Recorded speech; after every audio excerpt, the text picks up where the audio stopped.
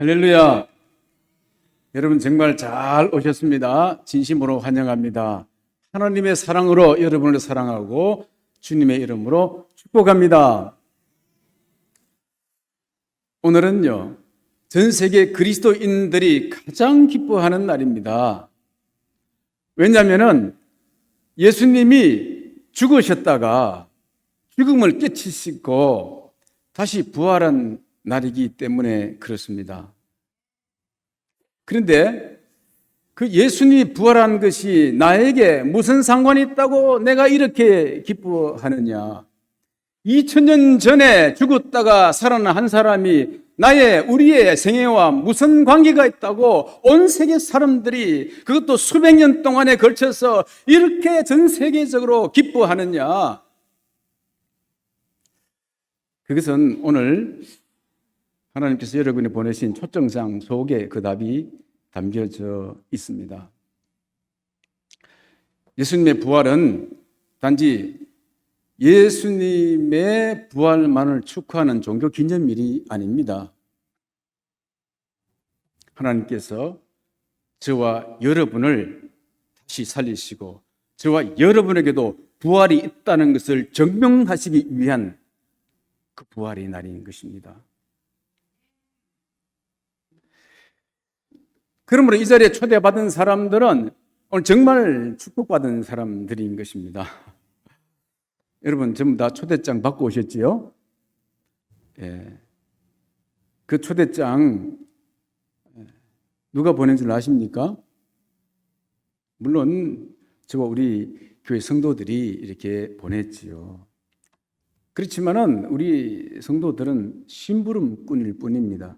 정말 그 초대장을 보내게 하시고 보내신 분은 하나님이신 줄 믿으시기 바랍니다. 여러분에게 한 가지 물어보겠습니다. 세상의 모든 인류도 마찬가지지만 저와 여러분도 죄인이라는 사실을 인정하십니까? 아마 인정하시는 분도 있고 잘 못하시는 분이 있을지도 모르겠습니다만은, 그러나 한 가지 분명한 것은 모든 인생은 세상에서 죄악된 가운데 살아가다가 그 마지막이 죽음이라는 것입니다. 죽음은 죄에 대한 대가입니다. 죄에 대한 결과로 죽음이라는 게 오게 돼 있는 것입니다. 그러면 그 죽고 난 다음에 모든 것이 끝나느냐? 그랬으면 우리 세상에 마음대로 살 수 있지 않겠습니까? 내가 하고 싶은 거 다 하고 살 수가 있지요. 그런데 생각해 보십시오. 선을 행한 사람과 악을 행한 사람이 죽음 이후에 다 똑같을까요? 다른 사람을 생명을 살리다가 죽는 사람과 남을 죽이고 그러다가 살해하고 죽은 사람이 그 똑같을까요? 끝이. 자기만 알고 살아가는 사람과 온 세상 인류를 돌보면서 사랑한 하나님을 알고 경배한 사람하고 죽은 뒤에 똑같을까 이 말입니다. 그렇지 않습니다. 죽음 이후에 반드시 판단이 있습니다. 그걸 심판이라 그럽니다. 그 심판 때에 딱 서게 되면 그의 죄에 대한 대가를 받게 돼 있고요. 그 죄에 대한 대가로 말미암아서 죽음으로 끝나지 않고 영원히 참혹한 처참한 현실에 떨어지게 되는 것이 남아 있는 것입니다.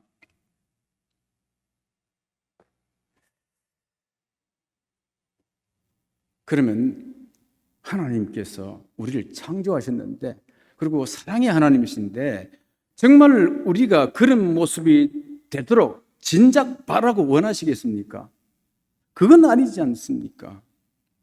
그래서 여러분들에게 그런 처참한 자리에 가지 않도록, 그런 처참한 자리에 갈 운명을 끌어내어서 구원하여서 이제 예수님처럼 다시 살아날 수 있는 그 부활의 자리로 초대하기 위해서 초청장을 보내드린 것입니다.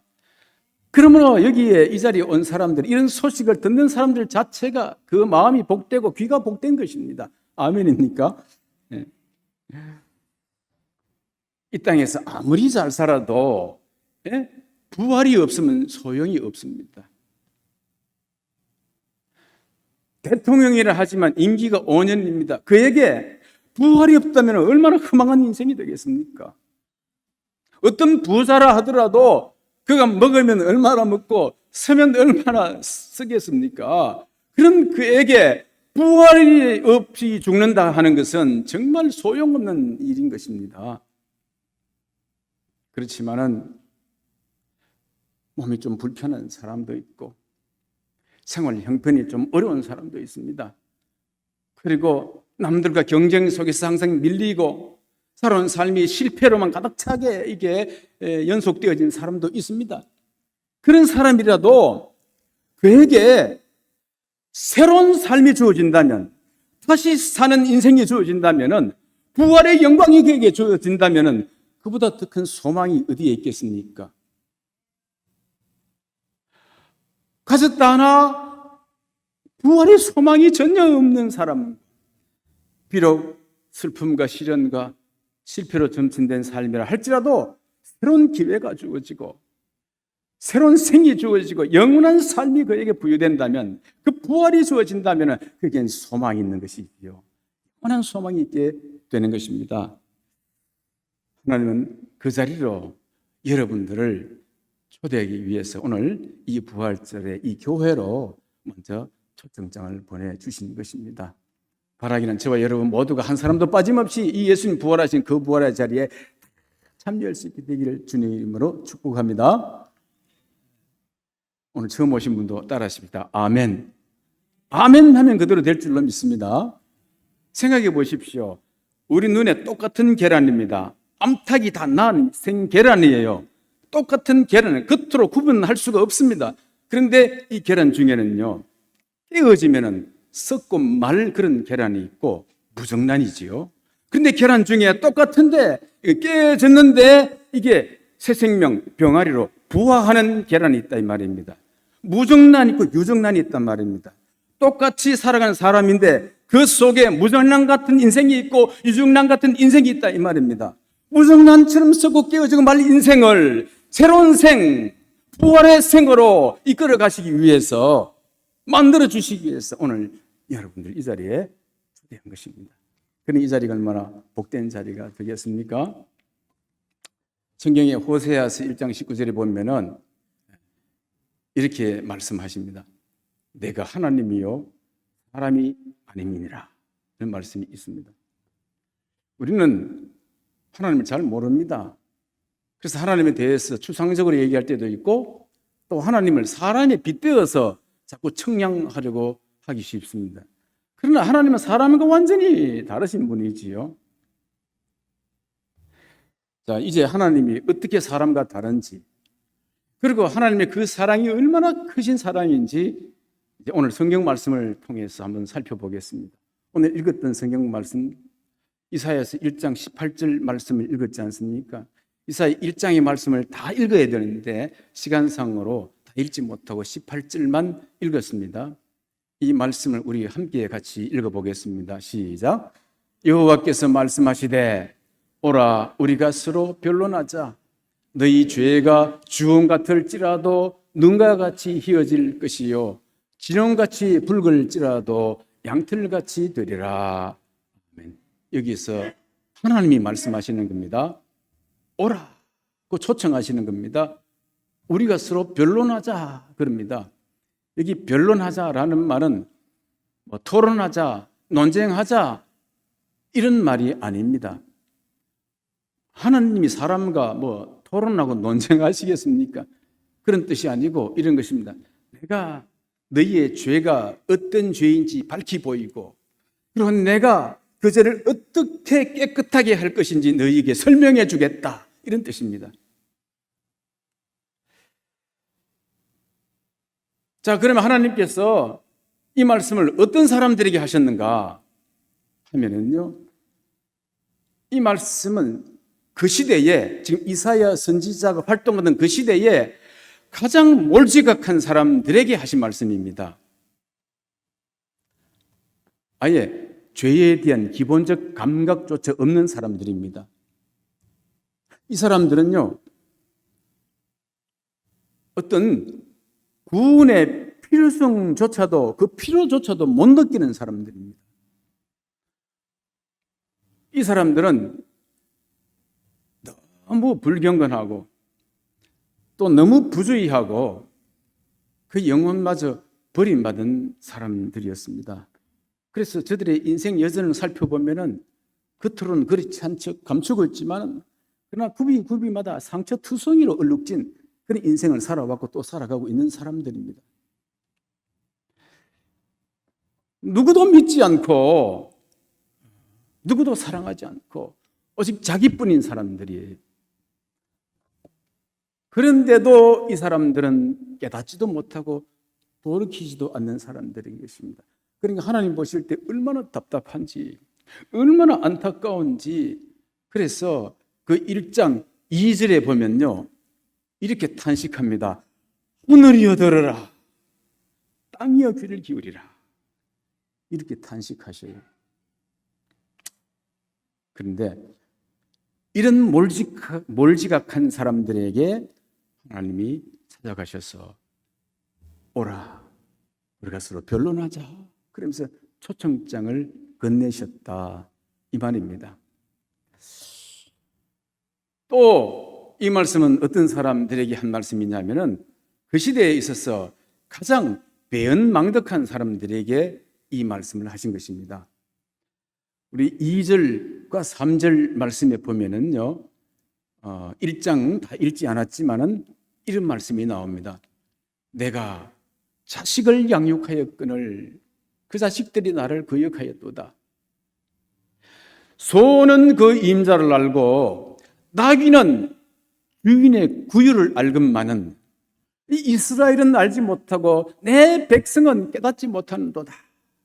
이런 것입니다. 그럼 부모가 자식을 어떻게 키웁니까? 정말 내 몸과 마음을 다 주어 키우지 않습니까? 어떨 때 내 생명이라도 주어서 그 자식을 키우고 양육합니다. 그런데 그 자식이 떡 자라서 커서는 하는 말이 그 부모에게 당신 누구요?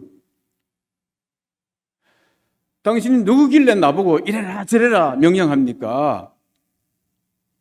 여러분, 이렇게 나오면 그 부모 심정이 어떻겠습니까? 그 자식이 그 자체가 죄가 아니겠습니까? 이 배은망덕한 행동이 아니겠습니까?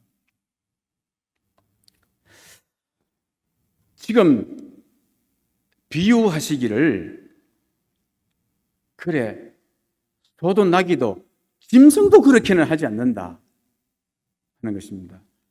짐승도 그렇게 하지 않는다. 그런데 어찌하여 너희가 그렇게 하느냐? 여러분, 우리가 악행을 저지른 사람들을 무엇에 비유하느냐면 짐승 같다 그렇게 비유합니다. 그죠? 짐승 같다. 짐승 같은 죄를 저지른다 그렇게 하잖아요. 그런데요, 가만히 보면 죄를 짐승에게 뒤집어 세우는 것 같아. 짐승이 무슨 죄를 짓는지, 여러분, 짐승이 죄를 짓습니까? 짐승이 어떤 죄를 짓습니까?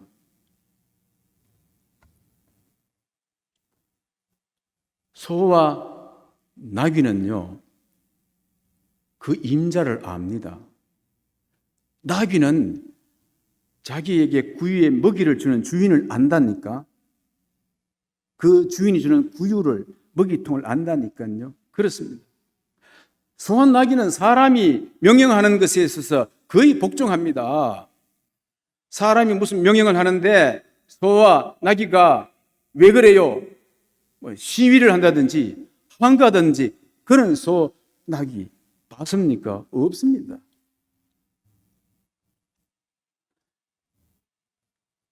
이 소와 나귀는 주인을 알고 그 주인의 구유통을 아는데, 아니, 젖 물려서 빨게 해서 키운 아들이 그 젖준자가 누구인지를 모르겠다. 당신이 누구요? 하는 것은 배은망덕한 일이 아니냐는 것입니다. 그래서 그 사람들을 짐승에 빗대어서 그 사람들의 죄를 지금 짐승에 빗대어서 말하는 것입니다. 짐승들도 그렇게 하지 않지 않느냐? 하나님께서는 우리를 창조하셨습니다. 그리고 우리가 아주 어렸을 때부터, 태어날 때부터 우리를 사랑하셨고요. 우리에게 필요한 모든 것들을 공급해 주셨습니다. 태어났을 때 사랑의 침상에 우리를 누이셨고 그 코에 호흡을 주시잖아요. 나는 내가 스스로 하는 것 같지만은 그렇지 않습니다. 공기를 주신 것이지요. 그리고 햇빛을 주시고요. 물을 주신 것입니다. 그걸 누가 만듭니까? 사람이 만듭니까? 그리고 그뿐만 아닙니다. 우리에게 우유를 주셨고 또 어린 애기는 아무것도 할 힘이 없어요. 할 능력이 없습니다. 그런데 필요한 모든 것들을 공급해 줍니다. 자연을 통해서 사람을 보내서 살아날 수 있도록 모든 것을 공급해 줍니다. 그거는 우리뿐만 아니고 우리 부모가 어렸을 때도 마찬가지로 그렇게 해주셨고 그 부모의 부모, 그 부모의 부모의 부모도 그렇게 하나님께서 입히시고 먹이시고 사랑하셨어요. 그렇게 해서 양육해 주시고 키워 주셨단 말이죠. 그런데 많은 사람들 중에 하나님이 누구고 하나님이 어디에 있노? 하나님이 주신 건데 내가 한 것이 대부분 이렇게 생각하고 살아가고 있다는 것입니다. 하나님 아버지를 모르는 거예요. 누구냐고 하는 거예요. 그러니 자기 부모를 당신이 누구냐고 하는 것과 마찬가지가 아니냐. 짐승이 그렇게 하느냐 하는 것입니다. 여러분, 그럼에도 불구하고 그런 사람들을 외면하지 아니하고 그런 사람들에게 또 찾아가셔서 말씀하십니다. 오라, 우리가 서로 변론하자. 그러면서 초청장을 건네시는 것입니다. 자, 또 어떤 사람에게 말씀하셨는가 하면은 그 시대에 있어서 가장 악한 지도자들에게 말씀하셨습니다. 1장 10절에 나오는데요. 10절 말씀 우리 같이 한번 읽어보겠습니다. 너희 소돔에 관한들아 여호와의 말씀을 들을지어다. 너희 고모라의 백성아 우리 하나님의 법에 귀를 기울일지어다. 예. 한때 역사상 가장 악한 사람들을 소돔과 고모라 사람이라고 그랬습니다. 그리고 소돔과 고모라 성이 실제 불심판을 받아서 멸망하지 않았습니까? 여기 소돔의 관원들아 그랬습니다. 이 관원은 지도자들을 가리키는 것이거든요. 이 지도자들은 백성들에게 모범이 되어야 될 사람입니다. 그런데 이 지도자들이 자신들만 죄를 범할 뿐만 아니고 그 죄를 범하는 그 모델을 따라서 그리고 이렇게 하면은 이 세상에서 아주 남들에게 우위를 점할 수 있다라고는 교묘한 기술들을 가르치는 그 죄를 지을 뿐만 아니라 죄를 가르치는 선생이 되었다는 것입니다. 그래서 백성들이 전부 다 죄를 짓게 되었다 하는 것이지요. 이것은 썩은 사과 하나가 마치 가까이 있는 여러 사과들에게 붙어 있다가 그 사과들조차 다 썩게 만드는 짓과 똑같은 것입니다.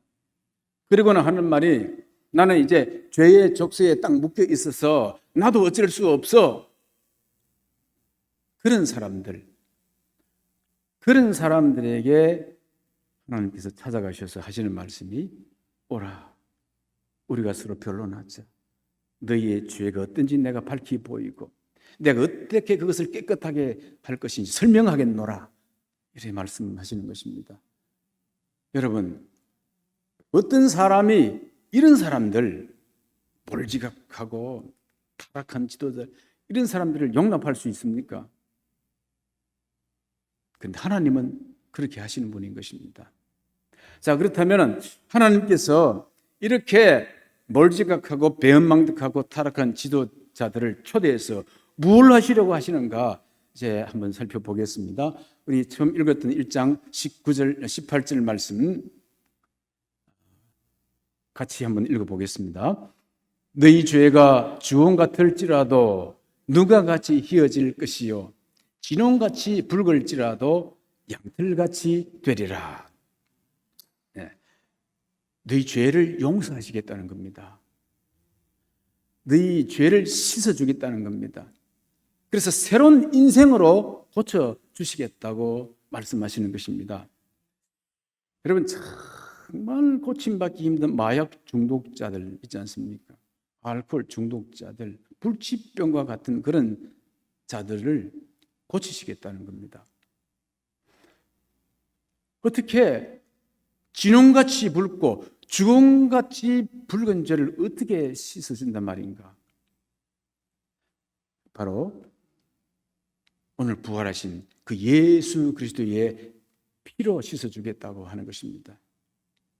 그 피로 주홍 같고 진홍 같은 죄를 씻을 것이라고 말씀하시는 것입니다.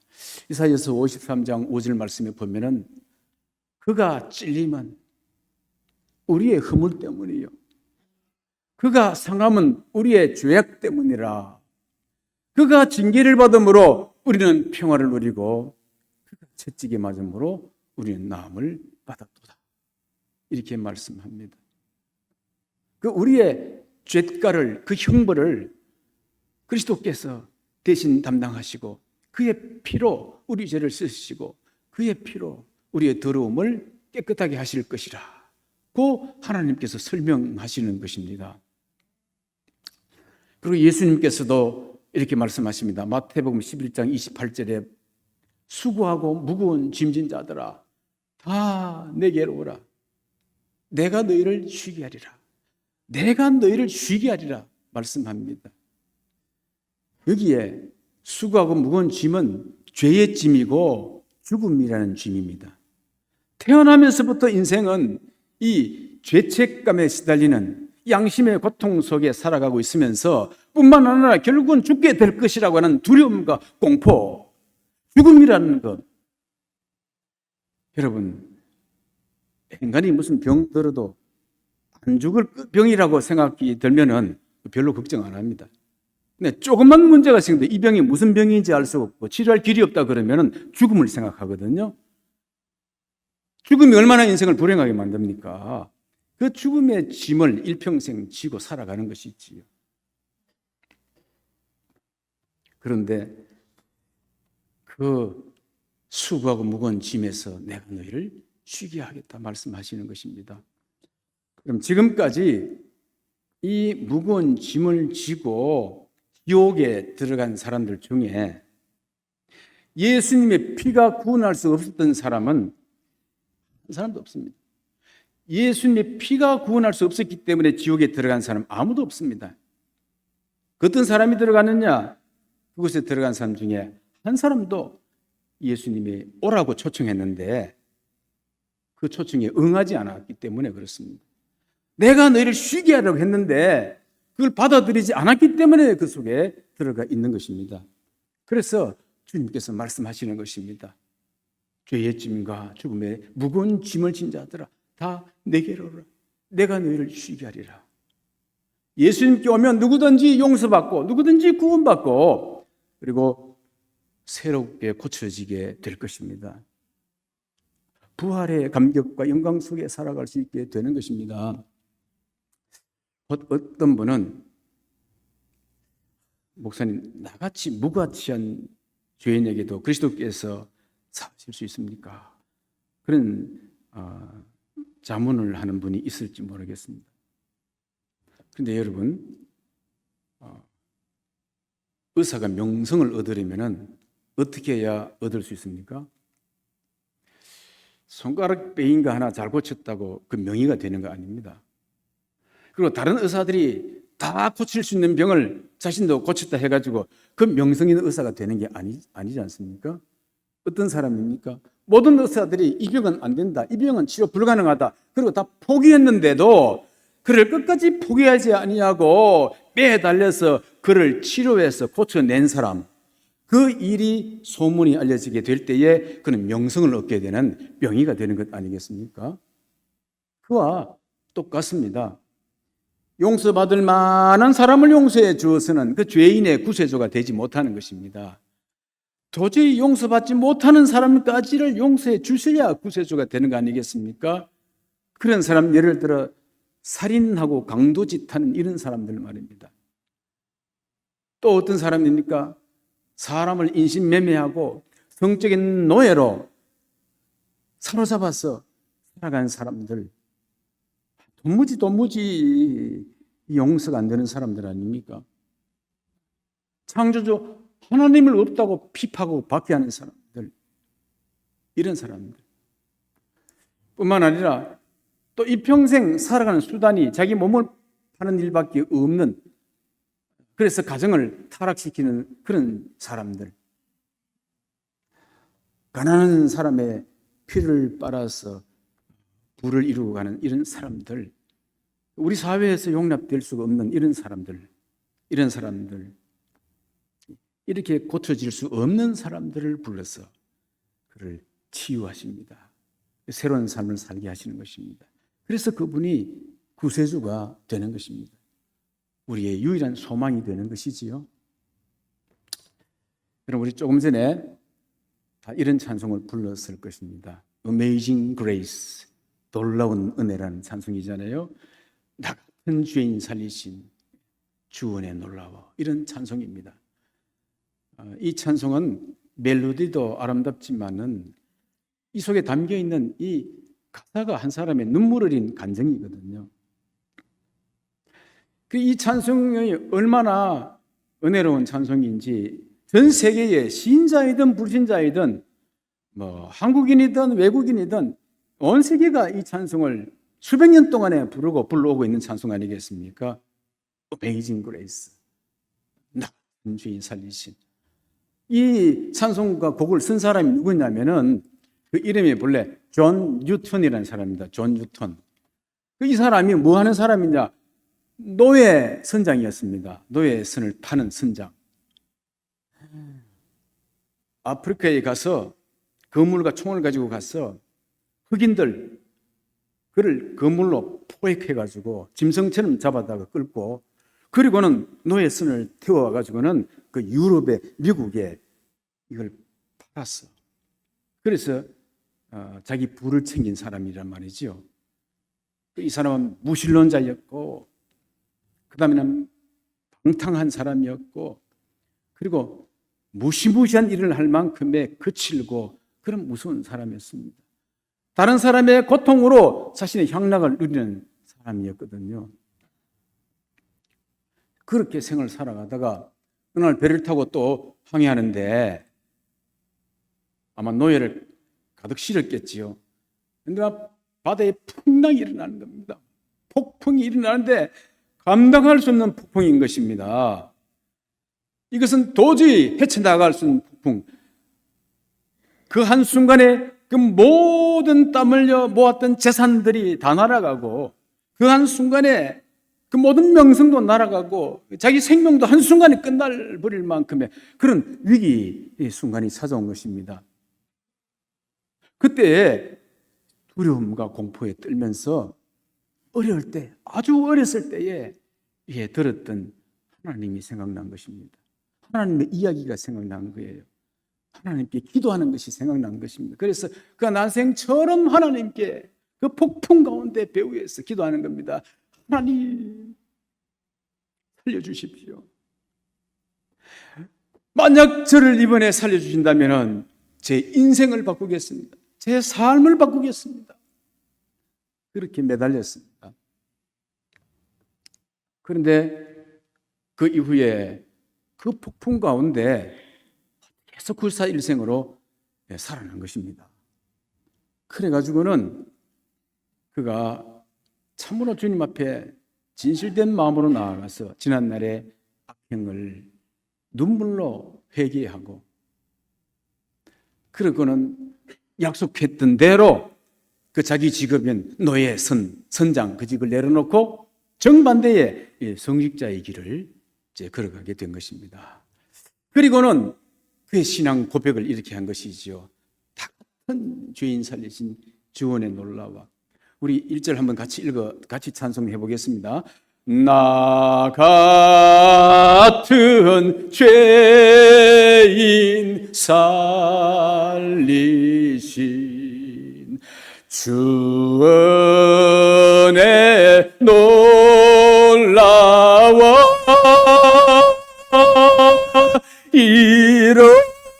잃었던 생명 찾았고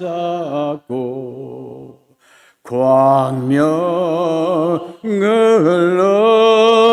얻은 큰 죄악에서 건지신 큰 죄악에서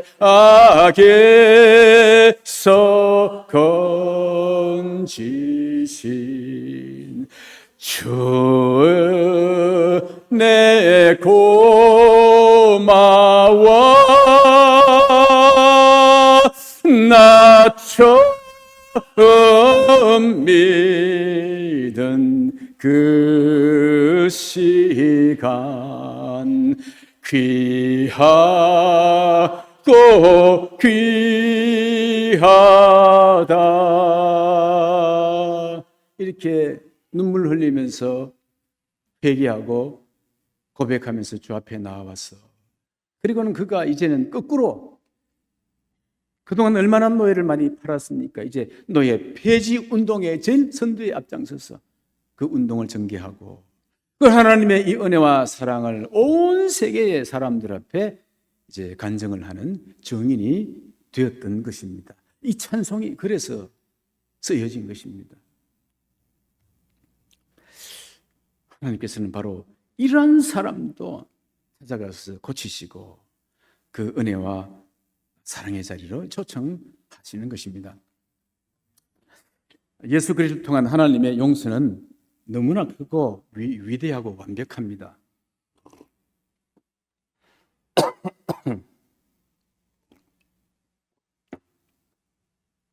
누구든지 예수께로 오는 사람은 다 용서하십니다.